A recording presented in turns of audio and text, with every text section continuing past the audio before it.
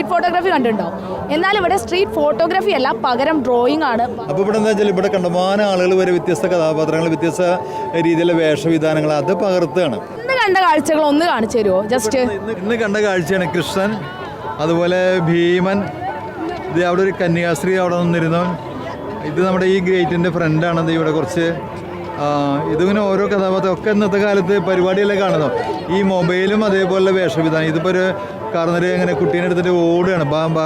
മക്കളൊക്കെ മുമ്പിൽ പോയി. ഇതെന്താ ലൈൻ സ്കെച്ചാണ്. പേനോണ്ടിൽ പെട്ടെന്ന് 3 മിനിറ്റ് വേണ്ടോ, അതുള്ള രീതിയാണ്. ഇങ്ങനെ അവതരിച്ചതിന്റെ ഉദ്ദേശ ലക്ഷ്യം എന്താണാവോ? അനിയ കൃഷ്ണ അങ്ങോട്ട് പറഞ്ഞു കൊടുക്കുക. ഇത് പൗരാണിക വേഷങ്ങളാണ്. ഈ നാടിന്റെ പ്രത്യേകത എന്താ?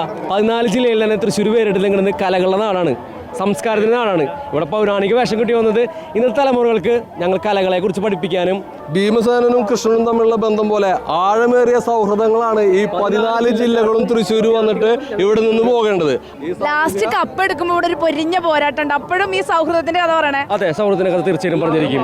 സാമൂഹിക അകലവും സാഹോദര്യവും കൂട്ടിപ്പിടിച്ചുകൊണ്ട് നമ്മൾ മുന്നോട്ട് പോകണമെന്നാണ് ഞങ്ങൾക്ക് പറയാനുള്ളത്. ജിഎമ്മില്ലാണ്ടൊരു പരിപാടി നടക്കില്ല. അതുകൊണ്ട് സ്വന്തമായിട്ട് ടേപ്പ് റെക്കോർഡൊക്കെ ആയിട്ട് വന്നിട്ടുള്ള. ശരിക്കും പേര് ആദിത്യ ബാസി, ശ്രീജിത്ത്. രണ്ടുപേരും തൃശ്ശൂരിന്റെ സ്വന്തം ഇൻഫ്ലുവൻസേഴ്സ് ആണ്. ക്യാമറാമാൻ ജിഷ്ണു കേരളപ്പം വിജിത, കേരള വിഷൻ ന്യൂസ്, തൃശ്ശൂർ.